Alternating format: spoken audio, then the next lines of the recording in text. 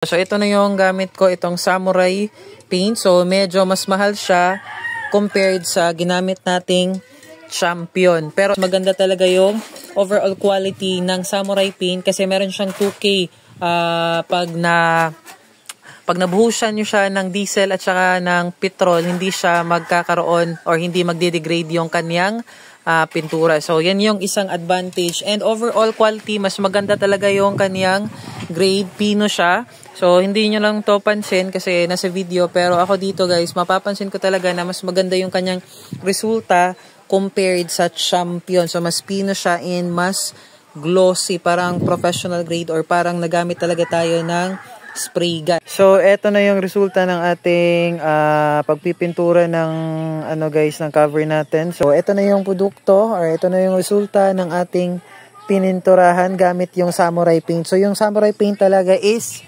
napakaganda and very, very recommended. So, ito yung moto na pagkakabitan natin. And this one, kasi mga 2 weeks na siguro itong walang front decorative panel. So, dito natin yan ikakabit. So, para okay na ulit.